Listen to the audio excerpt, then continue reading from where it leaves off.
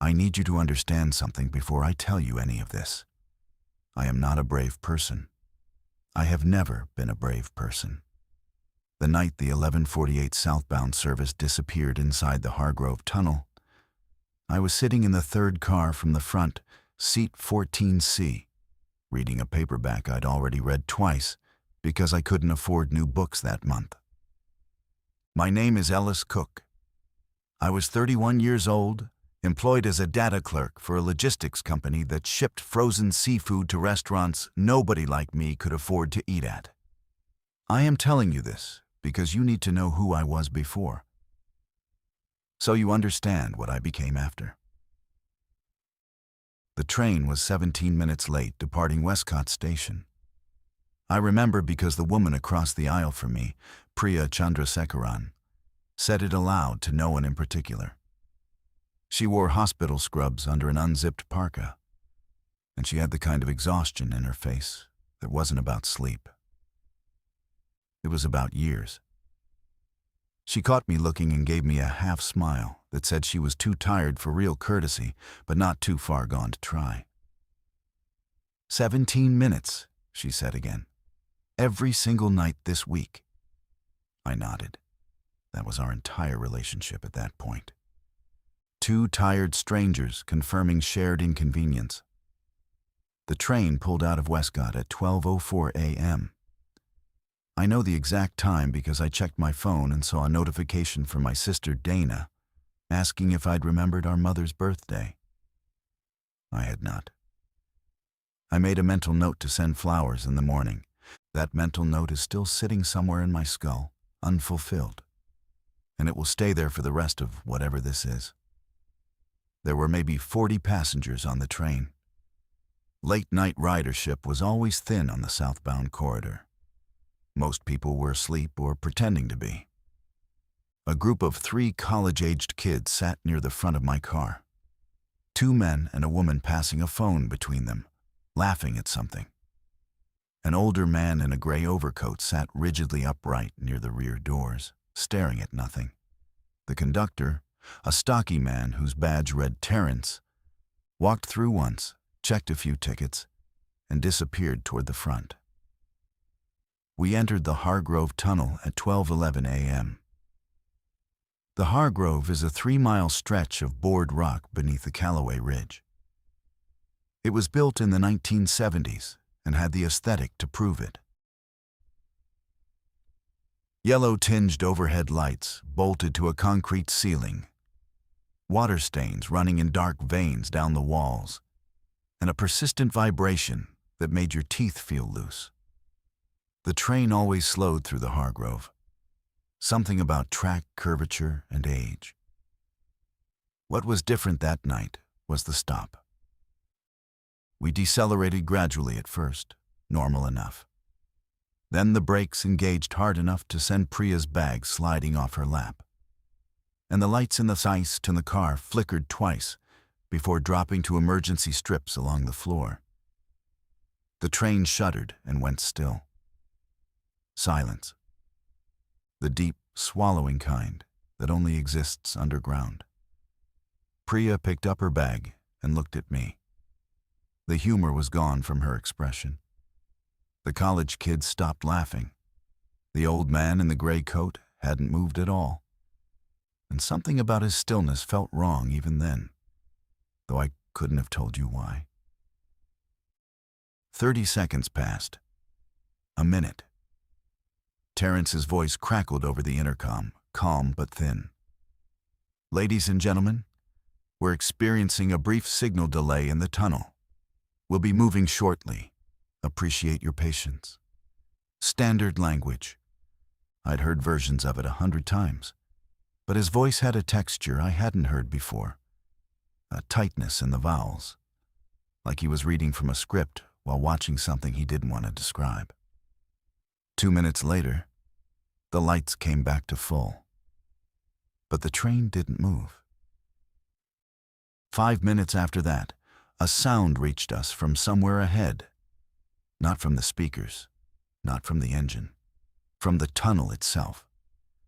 A wet, dragging scrape against the exterior of the car, moving slowly from front to back, like something was walking alongside us in the dark and running its hand along the metal. Priya grabbed my wrist. Her fingers were ice cold.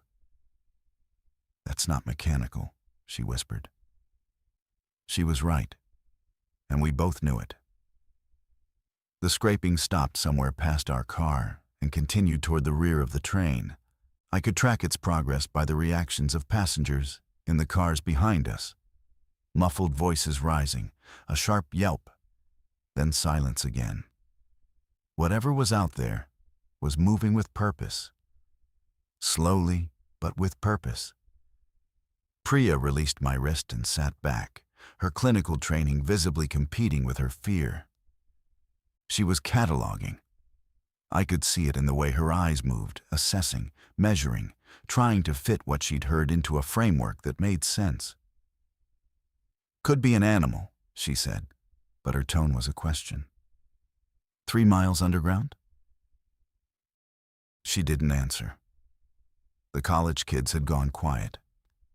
The young woman among them, I'd later learn, her name was Jade, stood and walked toward the window on the tunnel side. She pressed her face close to the glass and cupped her hands around her eyes. "There's something out there," she said. Not panicked, curious. That was the part that unsettled me. She said it the way you'd say there's a deer in the yard. One of the men with her, a broad-shouldered guy in a varsity jacket named Jeff, pulled her back by the shoulder. "Sit down, Jade. It's probably maintenance workers." Maintenance workers don't sound like that.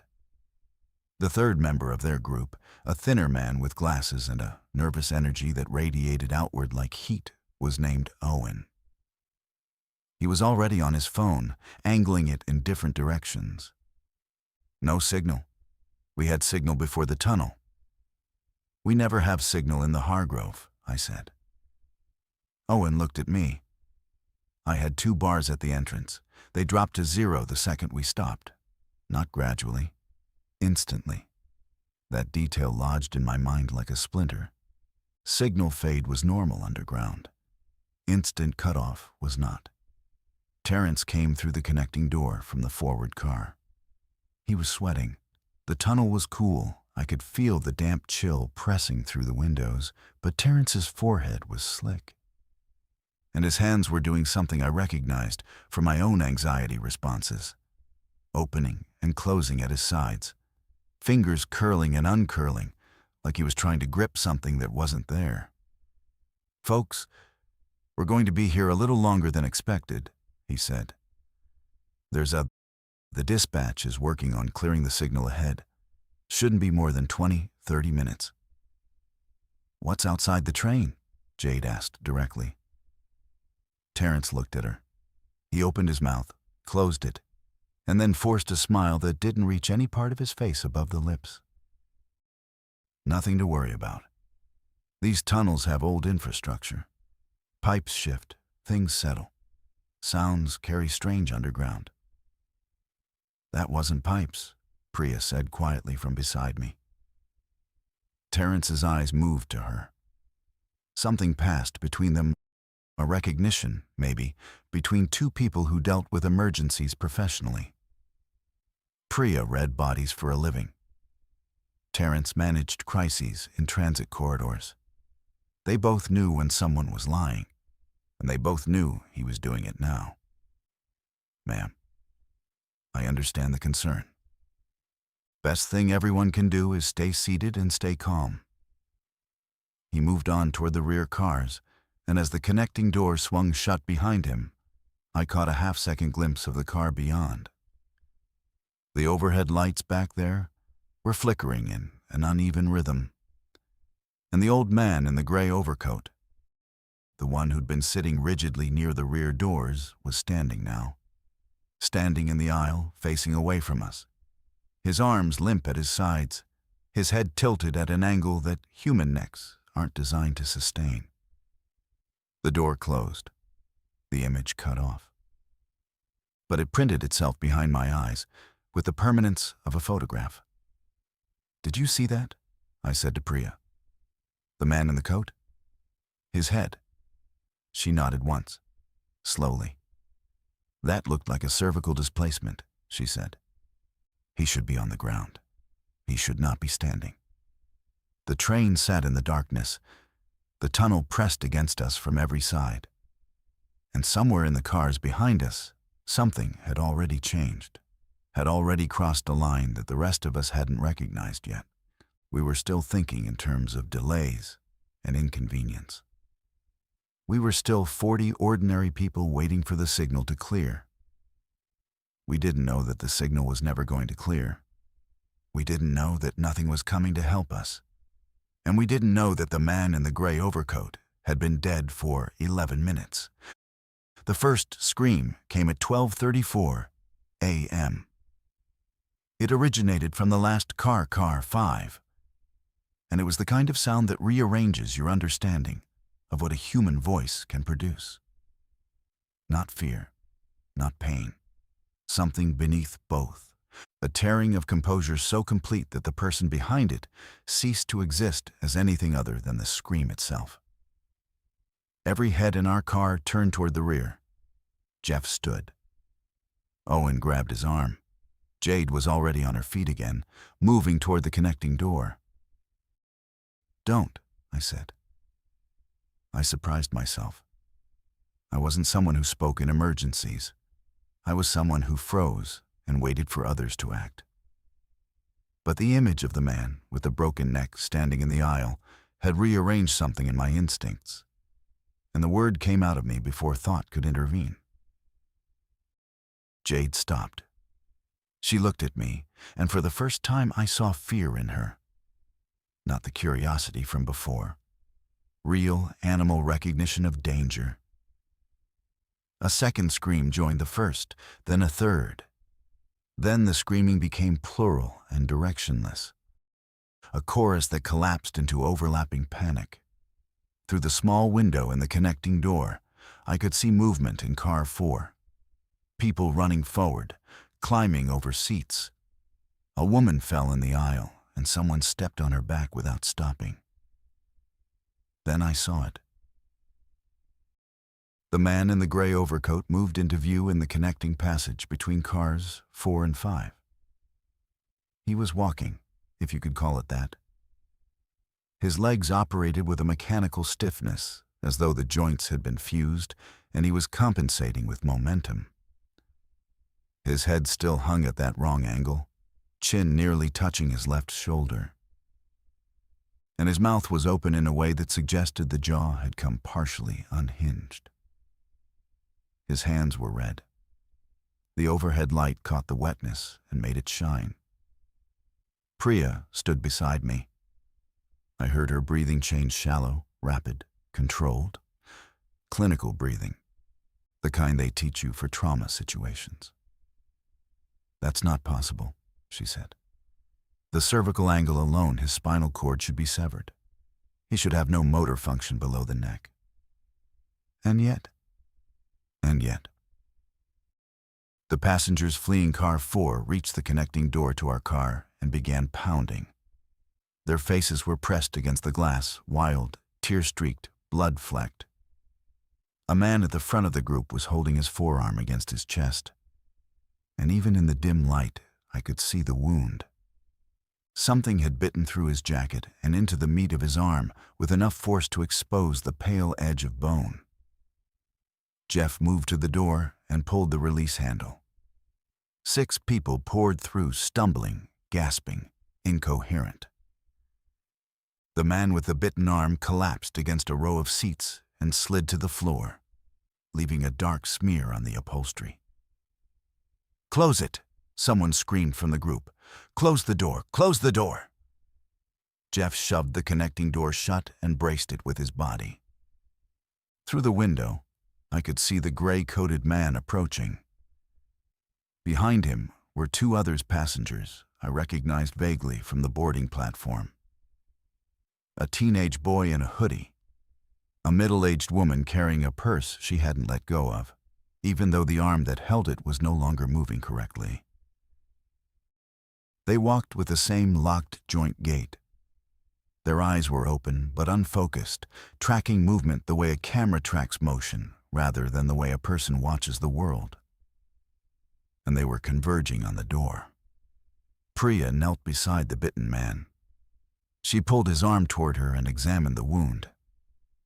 I watched her face cycle through recognition, confusion, and then something I hadn't seen on her before, dread.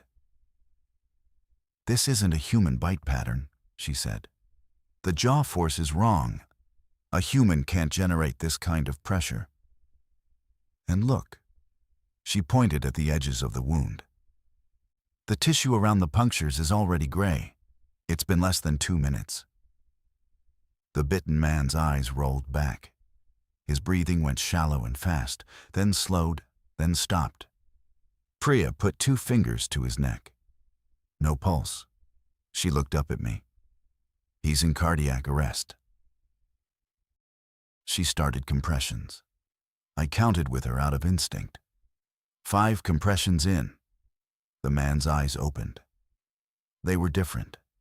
The pupils had expanded to consume the iris, and they locked onto Priya's face with a focus that was mechanical and absolute. I pulled her backward by the collar of her scrubs. The man on the floor sat up. Jeff hit him with a fire extinguisher. I don't know when he'd pulled it from the wall mount.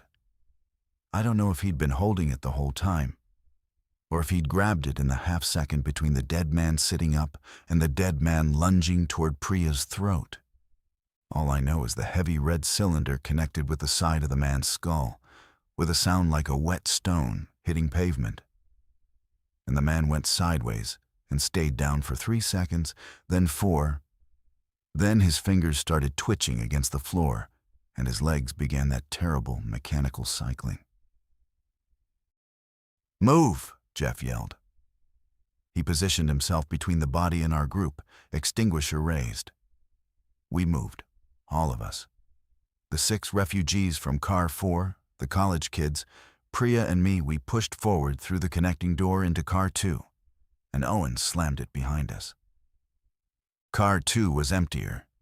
5 passengers, all pressed against the far end, staring at us like we were the threat. "What's happening back there?" A woman in a business suit, briefcase still on her lap, voice trembling but controlled. Priya stepped forward. She was breathing hard, but her words were measured. "There are people in the rear cars who are attacking others. They appear to be, I don't have a framework for this. They appear to be dead and moving." The business suit woman stared at her. "That's insane." I'm a registered nurse with 11 years in emergency medicine. I watched a man go into cardiac arrest, lose his pulse, and sit up 30 seconds later with altered pupillary response and predatory behavior. I don't have a better description for you. Her directness cut through the car like a blade. Nobody argued. The business suit woman, she told us later, her name was Helen Marsh, corporate attorney, mother of 2, set her briefcase on the floor and stood up. "Then we need to get to the front of the train, the driver's compartment. We get the driver, we get communication, we get this train moving, or we get the doors open, and we walk the tunnel." It was the first practical plan anyone had offered, and we seized it like a lifeline. There was Car 1 ahead of us, and the driver's compartment beyond that. 16 people now, packed into Car 2, with the dead pressing forward from behind and the unknown stretching ahead. Terrence reappeared. He came through from Car 1 looking 10 years older than he had 20 minutes earlier. His uniform shirt was untucked on one side, and there was a scratch on his neck, shallow. Not a bite, but enough to make everyone flinch when they saw it. "I scratched myself on a grab rail," he said, reading our faces. It's not that." "Have you reached the driver?" Helen asked. Terrence's expression gave us the answer before his words did.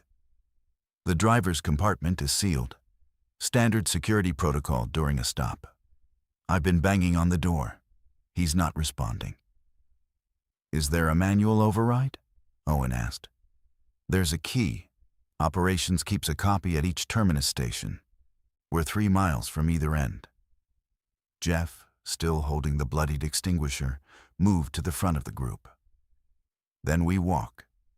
Open the side doors, drop to the track bed, and walk to the nearest station. The doors are electronically locked during tunnel transit, Terrence said. Safety regulation. Prevents passengers from stepping into an active tunnel. Then we break a window. The windows are reinforced polycarbonate. You'd need industrial tools.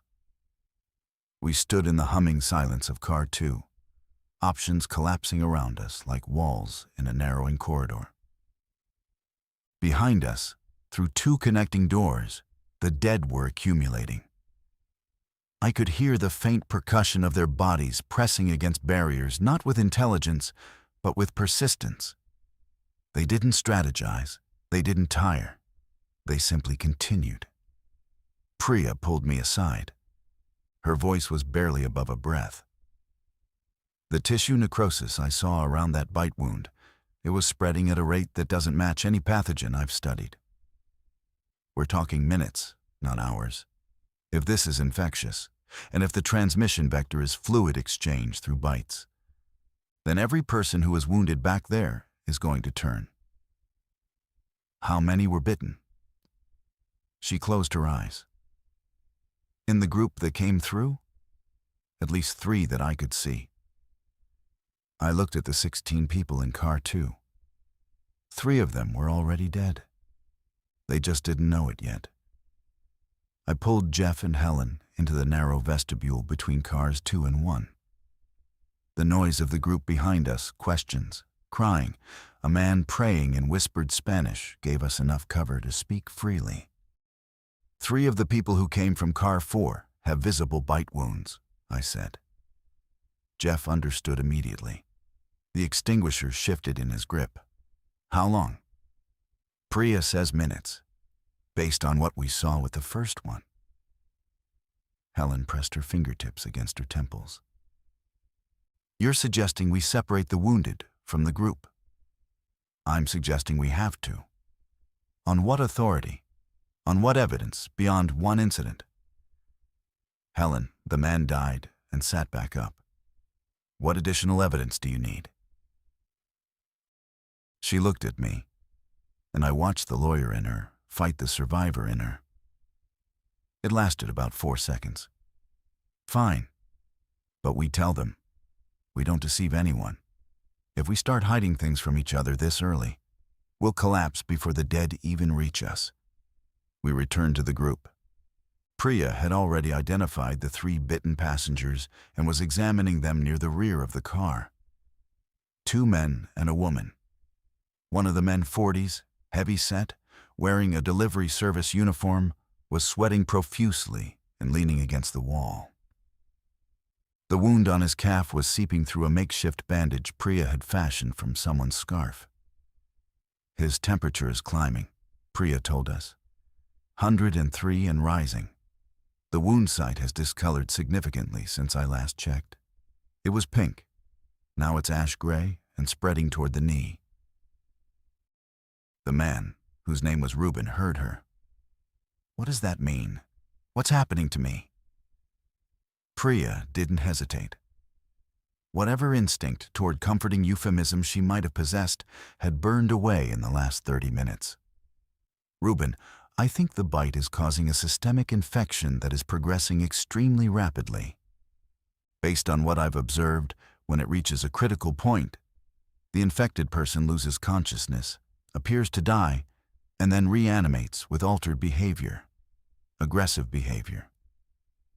Reuben stared at her. You're telling me I'm going to become one of those things? I'm telling you what I've observed. I could be wrong. I hope I'm wrong. The second bitten man, younger, athletic, a wound on his hand that he'd been squeezing shut with his other fist, stood up from his seat. His name was Connor, and he'd been a passenger in Car 5 when the first attack began. I watched 6 people turn, he said. 6. The old man in the coat started it. He just stood up and walked to the woman nearest him and put his mouth on her throat. No warning, no sound. She went down, and 3 minutes later she was on her feet doing the same thing. It cascades, it builds, and it's fast.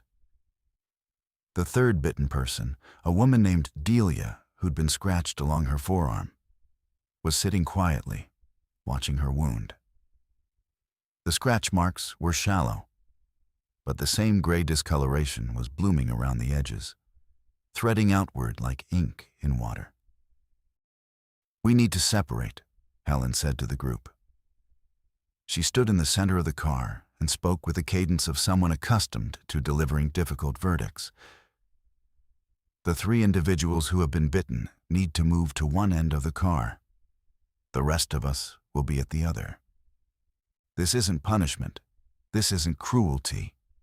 It's the only measure we can take to protect everyone, including the bitten, until we understand more." The reaction was fractured. Owen nodded immediately. Jade looked sick but didn't argue. 2 of the unbitten passengers from car 4 protested. One of them was Ruben's co-worker and refused to leave his side. "Then you stay with him," Helen said. "But you stay on that side of the car." Ruben stood up, slowly, pain visible in every movement, and walked to the rear. Connor followed. Delia didn't move for a long moment, then rose and joined them without a word. A boundary formed, invisible but absolute. On one side, 13 people clinging to the mathematics of survival. On the other, 3 people watching their bodies betray them in real time. I stood on the surviving side and hated every atom of my compliance. Priya stood on the boundary itself, refusing to choose. It was the most courageous thing I'd ever witnessed, and I knew it would eventually cost her. Ruben turned first. 22 minutes after the separation. He'd been sitting against the rear wall, talking quietly with his co-worker, a man named Gio, who had refused to leave him. Priya was crouched beside them, monitoring Ruben's pulse and temperature with the limited tools she had: her fingers, her watch, and her training. I was watching from 10 feet away, close enough to hear, but far enough to feel the cowardice of my distance. Ruben's voice had been deteriorating for several minutes. His words grew slurred, his breathing labored. He told Gio about his daughter's piano recital the following weekend. He said she was playing Chopin, the Nocturne in E-flat, and she'd been practicing for months. He said she'd finally nailed the left-hand crossover in the middle section, and he'd promised to record it on his phone. Then he stopped talking mid-sentence, and his chin dropped to his chest. Priya checked his pulse. She held for 5 seconds, then 10. She looked at Gio. "He's gone." Gio made a sound I will carry with me until I die. Not a scream, a deflation. The sound of a man watching the world shrink to a point of absolute loss. "Move," Priya said to him. "Gio, move now." Gio didn't move. He was holding Ruben's hand. "Gio." Ruben's fingers tightened around Gio's wrist. His head came up. His eyes had the same pupil-consuming darkness I'd seen in the first Turned Man. And his jaw was already working, opening, closing, opening, with a mechanical hunger that had nothing human behind it. Jeff was there in 2 strides. He grabbed Gio by the back of his jacket and hauled him backward with enough force to dislocate the grip. Ruben lunged forward, snapping at the air where Gio's arm had been, and then rose to his feet with that terrible puppet string locomotion. Connor tackled him. It was instinctive, athletic, and catastrophically wrong. He drove Ruben into the wall, and Ruben's teeth found the junction of Connor's neck and shoulder. Connor screamed and threw him off, staggering backward with his hand pressed to the wound, blood sheeting between his fingers. Jeff swung the extinguisher. This time, the impact was harder, more desperate, and Reuben went down and didn't get back up. The blow had been sufficient to cause structural damage to the skull, and whatever signal the infection used to animate the dead had been disrupted. Connor collapsed into a seat. His breathing was ragged. The bite wound was deep and pulsing with arterial rhythm. Priya rushed to him, pressing both hands against the wound, and I could see in her expression that she knew it was futile. Not the bleeding she could manage. The infection she could not. "How long do I have?" Connor asked her. Priya's composure cracked, just a fraction. A fissure at the corner of her mouth, a brightness in her eyes that she blinked away. "Based on Reuben's progression, maybe 15 to 20 minutes. Connor nodded. He looked around the car at all of us. "Then I'm going to do something useful with them." He stood up, pressing Priya's hands away from his neck, and walked toward the connecting door leading to car 1. "The driver's compartment has a reinforced door," Terrence had told us. Connor had been listening. But what Connor had also noticed, what the rest of us had missed, was that the emergency hatch on the roof of car 1 was mechanical, not electronic. A manual crank. The tunnel's ceiling was close above the train, but there was a maintenance catwalk that ran along the upper wall of the Hargrove tunnel. Connor had seen it through the windows when the lights flared. "If I can get up there, I can move along the outside to the driver's compartment. There's an exterior access panel near the front of every train in this model. I used to work summer maintenance for the Transit Authority." "You'll turn before you reach it," I said. "Then I'll turn up there instead of down here with all of you." He met my eyes, and I saw something that fear had not touched. Purpose. The particular clarity of a man who knows his timeline and has chosen how to spend it. Delia, sitting silent with her graying wound, watched him go. She said nothing. But her hand moved to her own forearm, fingers tracing the advancing discoloration. And I understood that she was calculating her own remaining minutes. Connor climbed through the roof hatch of car 1 with Priya's scarf tied around his neck wound and Jeff boosting him from below. The hatch opened into a gap between the train's roof and the tunnel ceiling that couldn't have been more than 30 inches. I could hear him breathing fast, wet, labored as he dragged himself forward along the corroded metal surface of the train.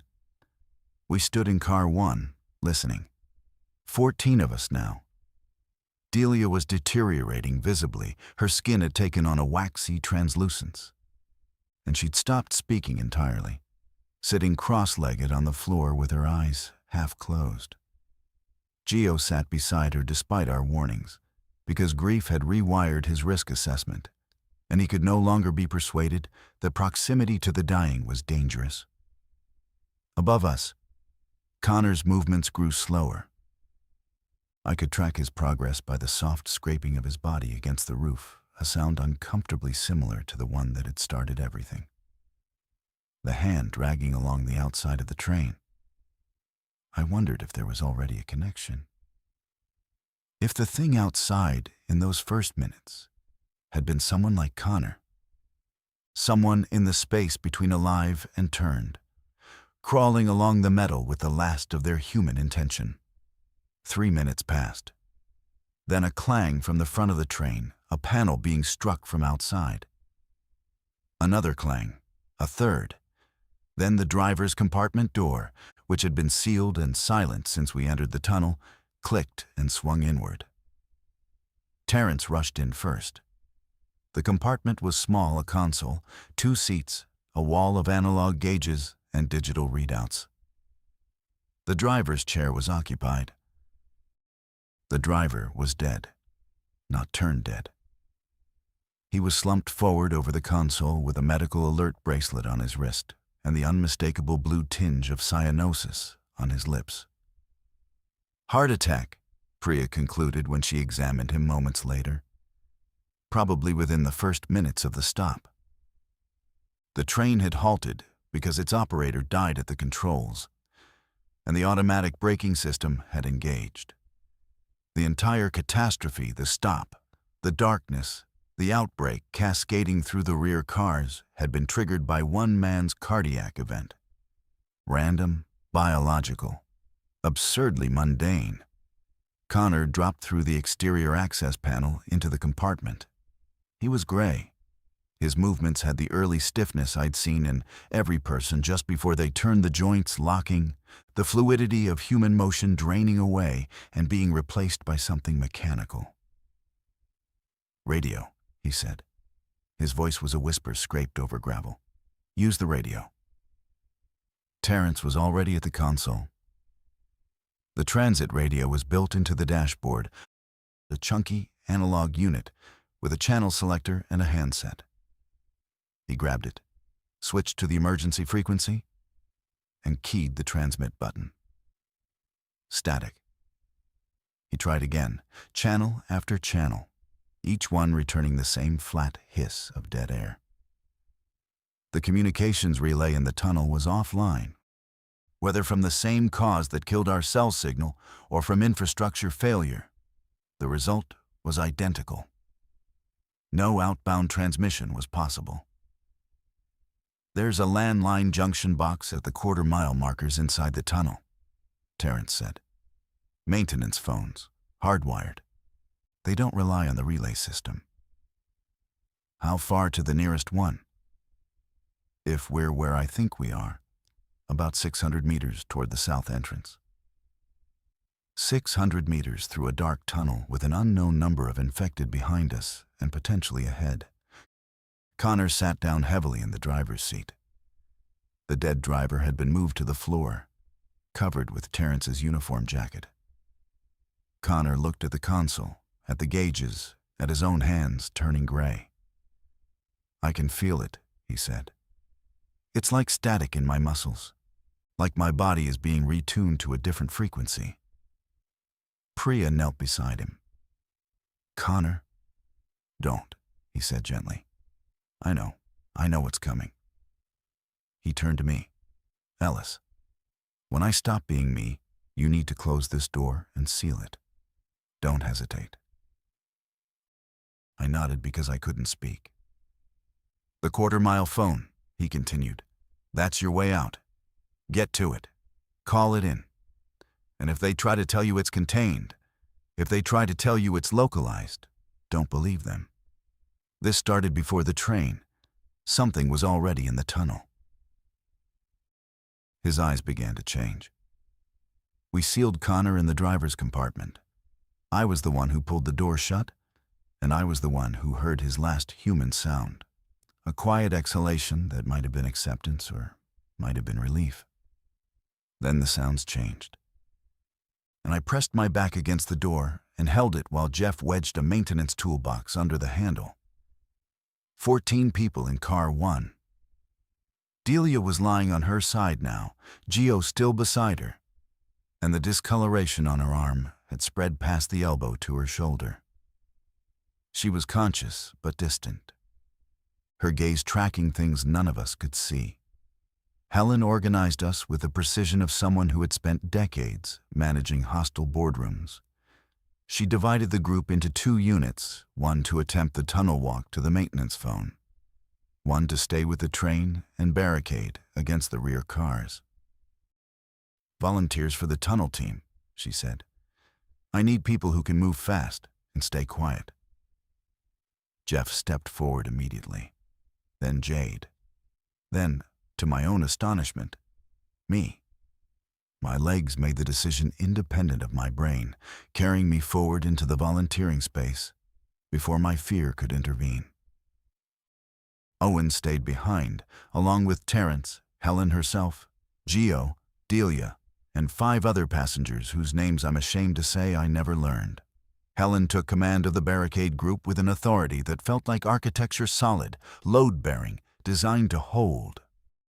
"The emergency door release on the side of car 1 has a manual backup," Terrence told us. He showed Jeff a recessed panel near the floor. Inside was a mechanical lever, red, heavy, clearly designed for situations exactly like this one. Pull this. The doors open regardless of the electronic lockout. But it's one way. Once they're open, I can't reseal them from inside. Then we go out, and you barricade the opening behind us, Jeff said. Terrence nodded. I'll stack whatever I can find.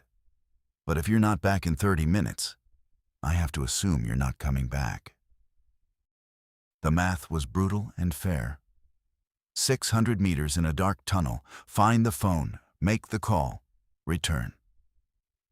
30 minutes was generous if everything went perfectly, and fatal if anything didn't. Priya stepped forward. I'm going with them. Helen shook her head. We need you here. If Delia turns,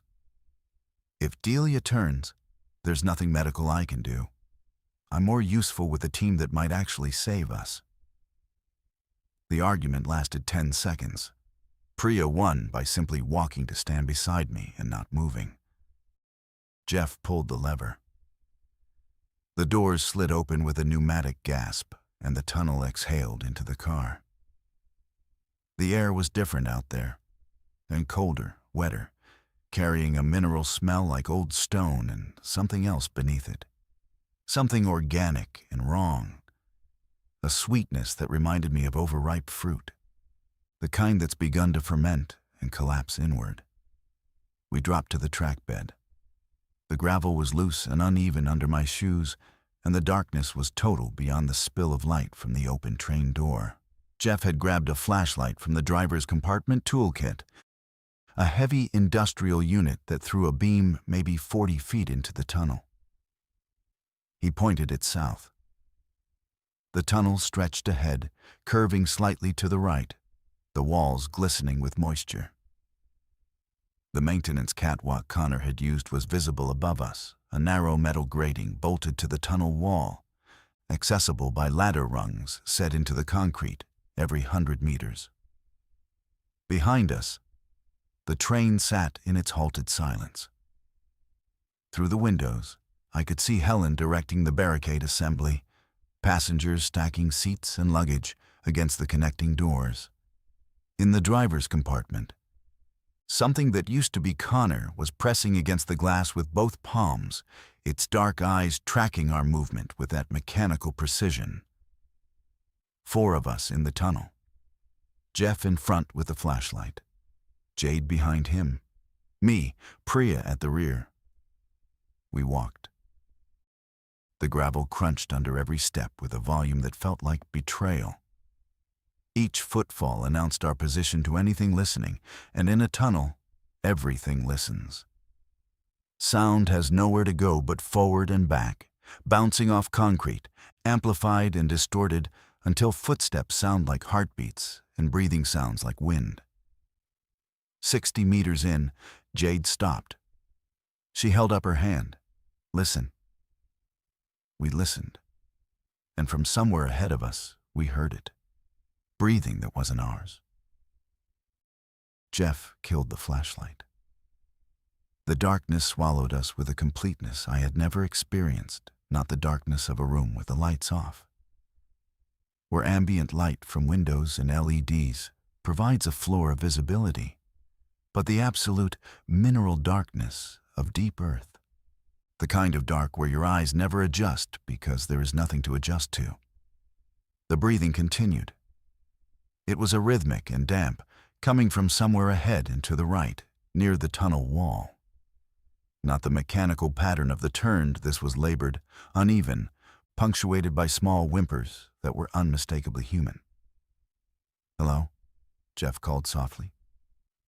His voice traveled down the tunnel and returned to us in a smeared echo. A gasp.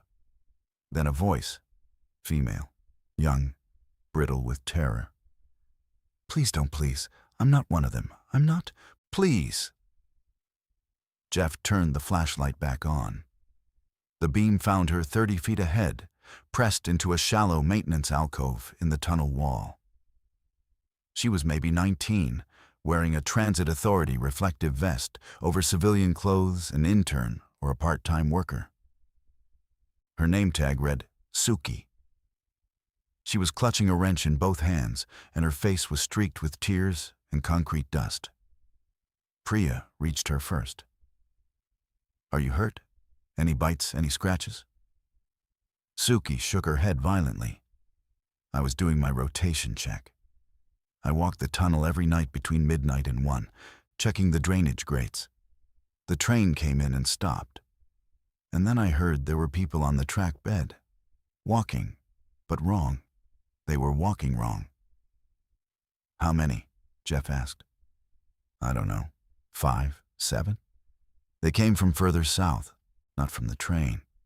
They were already in the tunnel before the train stopped." Connor's last words surfaced in my mind like a buoy. This started before the train. Something was already in the tunnel. "Were they coming from the south entrance?" I asked. Suki nodded. "From the direction of Callaway Station. I hid in here and turned off my light. They walked right past me. They didn't see me, but they could hear when I accidentally kicked a stone. 2 of them stopped and turned toward the sound. I didn't breathe for I don't know how long. They moved on, went toward the train. The gray-coated man. The first to turn in car 5 hadn't turned at all. He'd boarded the train already infected. And he wasn't alone. Others had been in the tunnel, approaching from the south, converging on the train like a signal had drawn them. "The maintenance phone," I said. "Quarter-mile marker. Is it south of here?" Suki pointed down the tunnel. "About 400 meters that way. But that's the direction they came from." We stood in the alcove and recalculated. South was our objective, and south was the direction of the threat. Behind us was the train, compromised and deteriorating. The north entrance was further over 2 miles, and we had no information about what waited there. "There's another option," Suki said. "The ventilation shaft at Junction 7. It's between here and the phone. It's a vertical shaft, maybe 12 meters, that connects to a surface access point in the Callaway Ridge parking area. There's a ladder.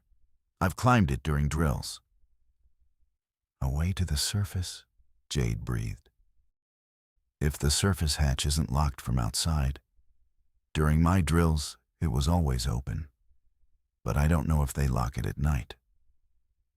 A locked hatch would leave us trapped in a vertical shaft. An open one would deliver us to the surface, to air, to the possibility of cell signal and emergency services. The maintenance phone was a certainty in terms of existence, but required moving deeper into hostile territory. The ventilation shaft was closer, but conditional." Jeff looked at me. I realized, with a sickening lurch, that he was deferring to my judgment. At some point in the last hour, without any explicit agreement, the group had begun treating my caution as leadership. I hadn't asked for it. I didn't want it. But the weight of their expectation settled on me with a gravity that precluded refusal. "We try the shaft first," I said. "If it's locked, we continue to the phone. We don't split up." Suki joined our group. 5 now.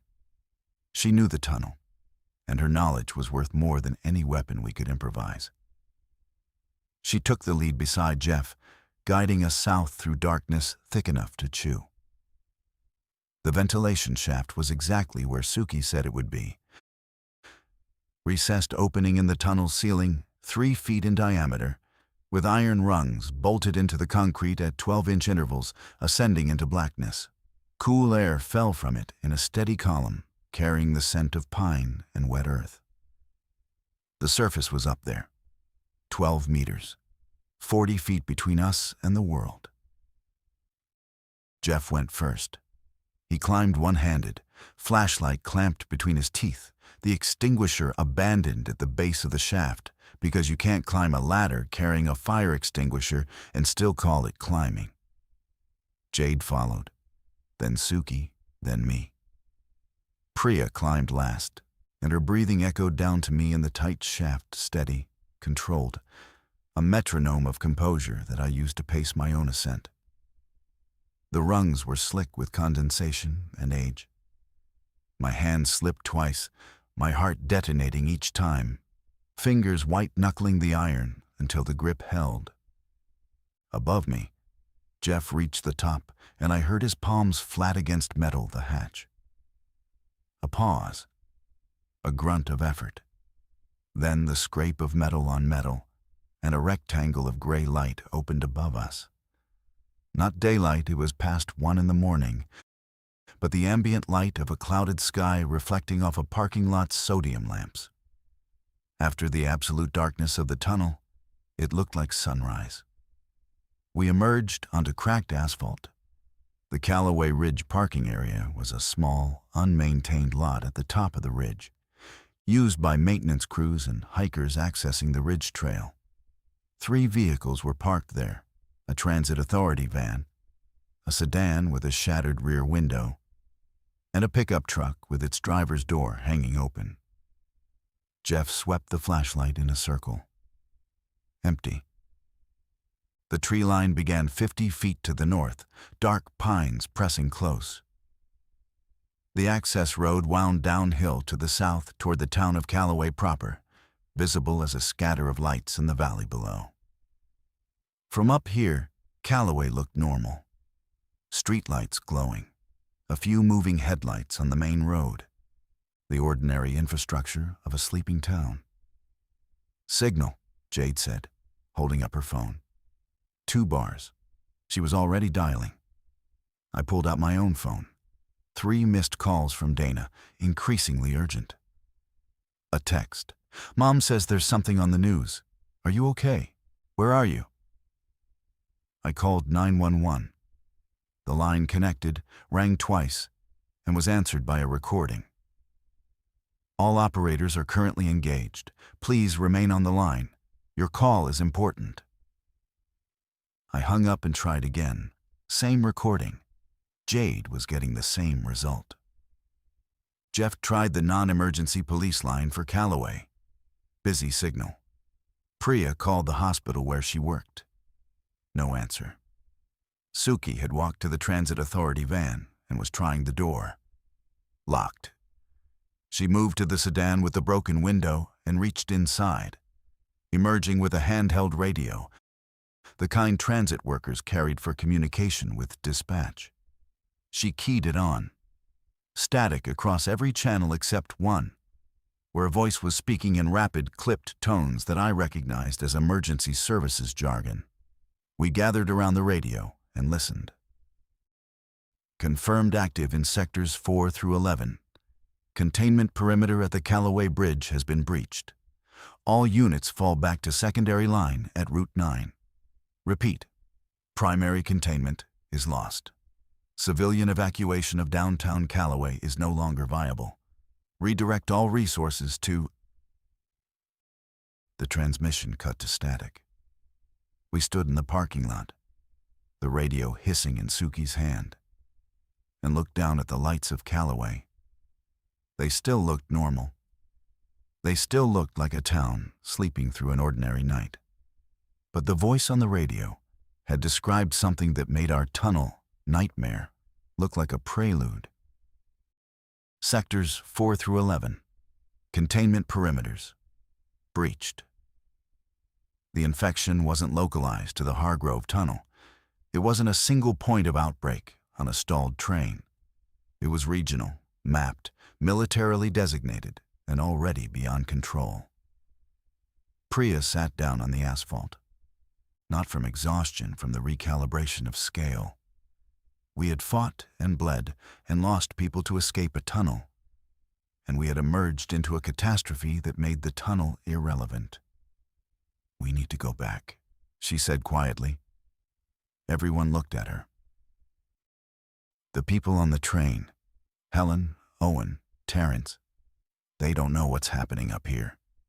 If the surface is compromised, the tunnel might actually be safer. The argument lasted 4 minutes. Jeff wanted to take the pickup truck and drive north, away from Callaway, away from the designated sectors, away from everything, Jade agreed. Suki stood apart, visibly torn between the group she'd just joined and the duty encoded in the reflective vest she still wore. Priya didn't argue. She simply turned and walked back toward the ventilation shaft.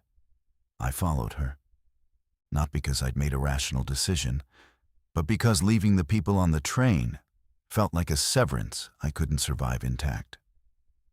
Helen organizing the barricade. Owen's nervous intelligence mapping solutions. Terrence standing post at a door because that was his train, and those were his passengers. To drive away from them, knowing what we now knew, that rescue wasn't coming, that the surface was falling, felt less like survival and more like a different kind of death. Jeff watched us go. For a moment, his face cycled through frustration, contempt, and something that might have been shame. Then he dropped the truck keys on the asphalt and followed us. "I hate both of you," he said. Jade picked up the keys, stood beside the truck for 3 long seconds, then cursed and followed us too.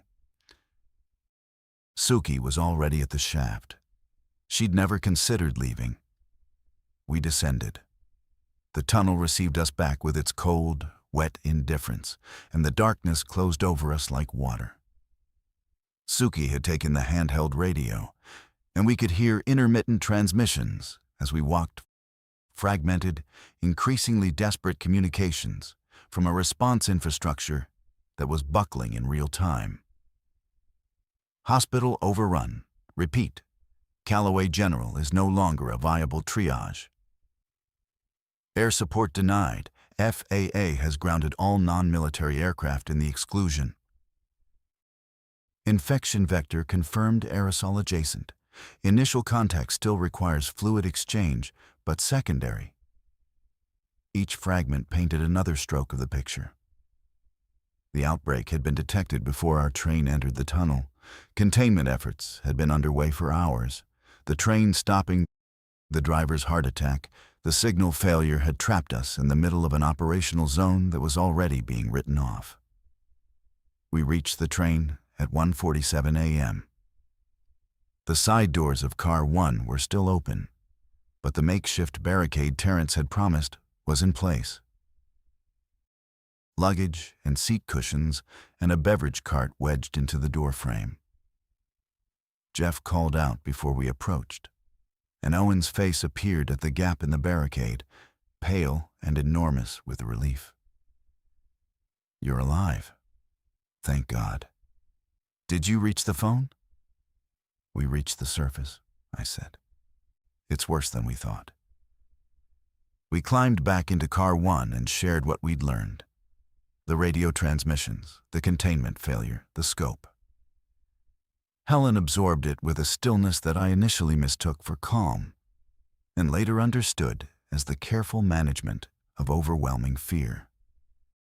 "So we're not being rescued," she said. "Not soon. Possibly not at all." Then our priorities change. We're no longer waiting for extraction. We're planning self-directed evacuation. Delia had turned while we were gone. Terrence told us about it in flat, exhausted sentences. She'd gone quiet, then still. Then her eyes had changed, and she'd lunged at Gio, who had been sitting beside her to the end. Gio had a bite on his hand now. Owen had managed to restrain Delia using zip ties from the maintenance kit, binding her to a grab rail where she now stood. Jaw working, eyes tracking, wrists slowly grinding against the plastic restraints, with tireless mechanical persistence. Gio was sitting apart from the group, holding his bitten hand against his stomach, staring at nothing. The progression had begun. I could see the gray creeping up from the wound site, and Gio could feel it, because every few seconds he'd flex his fingers and wince at something only he could sense. "I'm not going to become one of those things," he said when I knelt beside him. I watched Reuben turn. "I'm not doing that." Geo. There's a maintenance access ladder at the other end of car 1. It goes to the roof. When it's time, I'm going up there. He said it without drama, without tears. He'd made his decision in the minutes between Delia's bite and our return, and nothing I said was going to unmake it. I recognized the particular piece of a person who has located the single choice remaining to them and committed to it fully. I sat with him. It was all I could offer, and it wasn't enough. And I did it anyway. Helen convened what she called a planning session, and what was, in reality, a tribunal of remaining options. We gathered in the center of car 112 people now, including Geo on his compressed timeline, and excluding Delia, who strained against her restraints at the periphery of our circle like a metronome of consequence. The facts were these. The north tunnel entrance was approximately 2 miles away.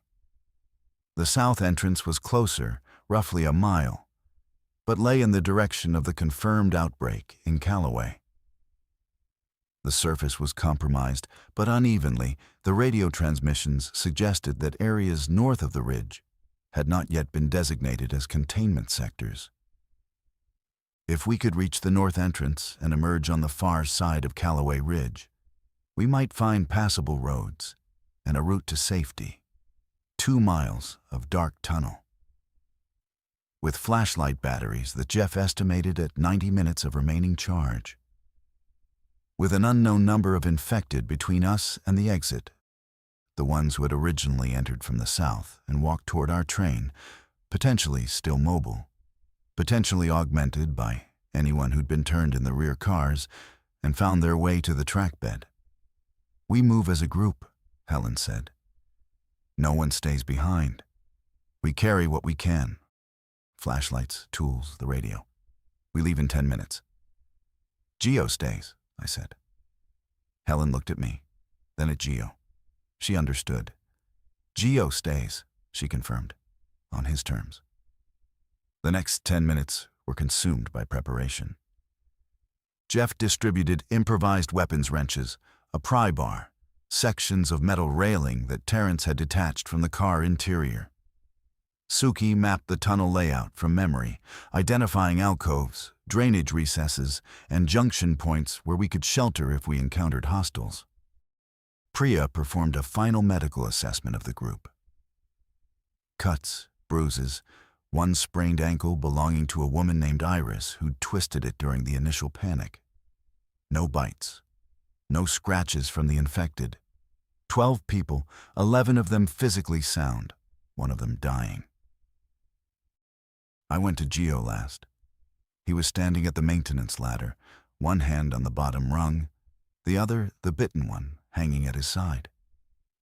The gray had reached his elbow. Reuben talked about his daughter, Geo said, the piano recital. I remember. I want you to find her, if you make it out. Her name is Ana Lucia Vega. She's 9 years old. She lives with her mother in Westfield. I want you to tell her that her father spent his last minutes talking about how proud he was of her. I will. Promise me, Ellis. Not a vague commitment. A promise. I promise. He nodded. Then he climbed the ladder and disappeared through the roof hatch into the narrow space between train and tunnel. I heard his footsteps on the roof, slow, deliberate, walking toward the middle of the train. Then I heard nothing. And I didn't look up because some final acts demand the dignity of not being witnessed. We left the train at 2:14 a.m. 12 people dropping from car 1 to the track bed, flashlight cutting the darkness ahead, the radio murmuring its litany of collapse against Suki's hip. Behind us, the train sat in its grave of stone and shadow, carrying its dead and its almost dead, and the memory of everyone it had consumed since 12:11 a.m. The tunnel was different at walking speed. When you're on a train, you pass through it in minutes, a brief period of enclosed darkness between stations. On foot, the Hargrove became a space with its own geography, its own character. The walls breathed condensation. The track bed crunched and shifted underfoot. Water dripped from seams in the ceiling at irregular intervals, each drop a gunshot in the silence. Jeff led. I walked near the middle of the group beside Priya. Helen held the rear with Terrence and the pry bar. Suki navigated from second position, her knowledge of the tunnel's anatomy our most valuable asset. We walked in silence, because silence was survival. Every sound we made was a broadcast, and every broadcast was an invitation. The flashlight beam swept the tunnel ahead in slow arcs, and we watched the darkness recede and rush back with each pass, never fully surrendering its contents. 400 meters in, the beam found the first body on the tracks. The body was face down on the gravel between the rails, dressed in a transit authority jumpsuit similar to Suki's vest. Male, middle-aged tool belt still buckled around his waist. Suki made a small, wounded sound. That's Paul Hendricks. He was on shift tonight. He did the electrical inspections. Priya approached cautiously and checked for a pulse. She shook her head. Dead but not turned. The wound that killed him was on the back of his skull, a fracture consistent with a fall from height. He'd likely been on the maintenance catwalk when the infected passed through and had fallen, or jumped, or been pulled. We moved around him. Suki took his flashlight, it still worked, and his radio, which was tuned to a different frequency than ours. She switched it on, and we heard nothing. Whatever network Paul had been monitoring was silent. 800 meters from the train, the tunnel began a gradual descent, the grade shifting beneath our feet in a way that made walking feel like the earth was pulling us forward. The air changed to warmer, carrying that sweet, organic scent I'd noticed earlier, stronger now, thick enough to taste. "Something's ahead," Jeff whispered. He'd stopped walking and was holding the flashlight beam steady on a fixed point. I moved beside him and followed the light. The tunnel widened slightly at the 1-mile marker, where a maintenance bay created a pocket of additional space on the eastern wall. In that pocket, illuminated by our combined flashlight beams, stood 9 infected. They were motionless, standing in loose formation with their arms at their sides and their heads tilted at various angles, some up, some sideways. One rotated so far backward that the face pointed at the ceiling. They weren't moving. They weren't pursuing. They were simply standing in the dark, as if switched off, waiting for a signal to resume. None of us breathed. Jeff killed the flashlight, and we stood in absolute darkness, 20 meters from 9 things that would kill us if they heard us. Suki touched my arm and pressed her lips to my ear. The drainage channel, left side, 3 feet wide, 2 feet deep. It runs along the wall past the maintenance bay. We can crawl. She guided my hand to the wall, then downward to the edge of a concrete channel cut into the tunnel floor. It was exactly as she described, shallow, narrow, running with an inch of stagnant water. Not a path, a gutter. But it skirted the maintenance bay on the opposite side from the infected. I passed the information back through touch and whisper, person to person, a chain of survival communication that took 2 minutes to traverse 12 people. Then Suki lowered herself into the channel and began to crawl. I followed. The water soaked my clothes immediately, cold seeping through fabric to skin. The channel was too shallow to allow hands and knees crawling. We moved on our stomachs, pulling with forearms, pushing with toes, faces inches above the water. Every motion produced sound, and every sound was an agony of exposure. The maintenance bay passed on our right. I couldn't see the infected, but I could hear them, or rather, I could hear what I can only describe as the sound of standing bodies. The micro creaks of joints holding weight. The faint, irregular respiration that wasn't breathing in any functional sense, but the residual movement of dead lungs pushing air through open mouths. They were less than 10 feet away, separated from us by darkness and the concrete lip of the drainage channel. We crawled for what felt like an hour, but was probably 8 minutes. One by one, the 12 of us passed the maintenance bay, slid through the drainage channel, and emerged on the far side where the tunnel narrowed back to its standard dimensions. Suki helped me out of the channel. My clothes were soaked, my arms trembling, my heartbeat so loud in my own skull that I was certain the infected could hear it. But they hadn't moved. Whatever dormancy held them in that bay, whether it was the absence of stimuli or some deeper cycle of the infection, had preserved us. We walked on, faster now. The north entrance was less than a mile ahead, and for the first time since 12:11 a.m., I allowed myself to calculate the possibility of survival. It felt dangerous, like a jinx, like hope was a sound the infected could detect. Behind us, in the maintenance bay, something shifted. A foot scraped gravel. The dormancy was ending. We ran. Not the controlled jog of people managing their energy for a long distance, but the full, panicked sprint of prey.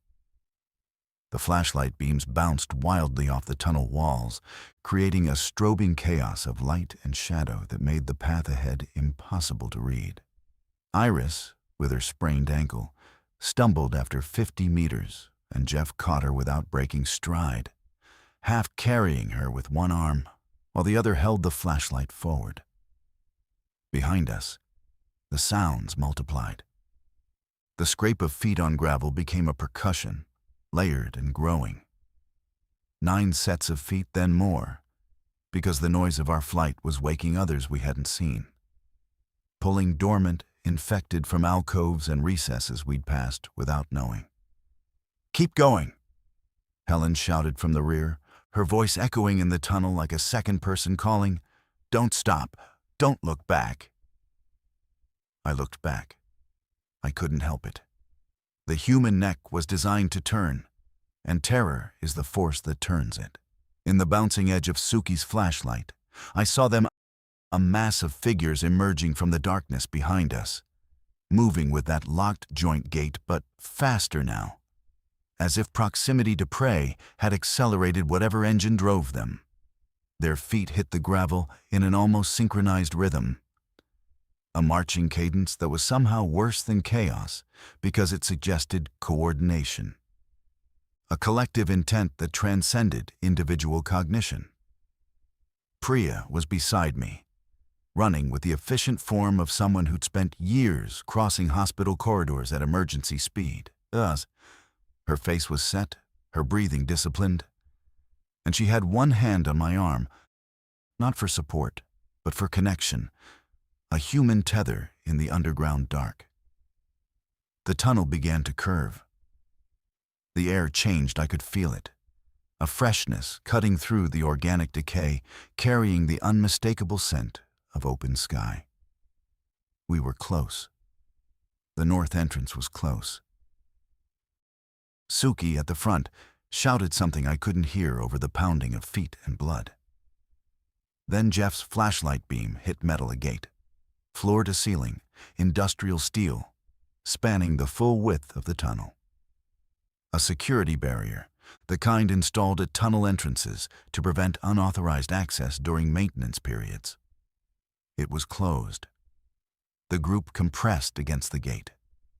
12 bodies pressing forward, fingers gripping cold steel bars, eyes searching for a mechanism, a lock, a weakness. The gate was padlocked, with a heavy-duty industrial lock, the kind you need bolt cutters for, not determination. "Suki," Jeff yelled. She was already pulling Paul Hendricks's tool belt around, searching the pouches. Pliers, wire strippers, a socket wrench. No bolt cutters, no key. She grabbed the socket wrench and attacked the padlock with a fury that bent the wrench before it bent the lock. Behind us, the infected were 200 meters away. The sound of their approach filled the tunnel like a tide. Terrence stepped forward. He had the pry bar, the one Helen had been carrying, which had passed forward through the group during the run. He wedged it between the padlock's shackle and the gate's crossbar, planted his feet, and threw his weight backward. The shackle didn't break. The crossbar did. The weld attaching it to the gate frame split with a shriek of metal, and the gate swung open 6 inches, not enough to pass through, but enough to prove that the structure was weaker than it appeared. Jeff joined him, then Jade, then me. 4 of us on the pry bar, leveraging the gate against its frame while the welds cracked and the infected closed the distance behind us. 100 meters.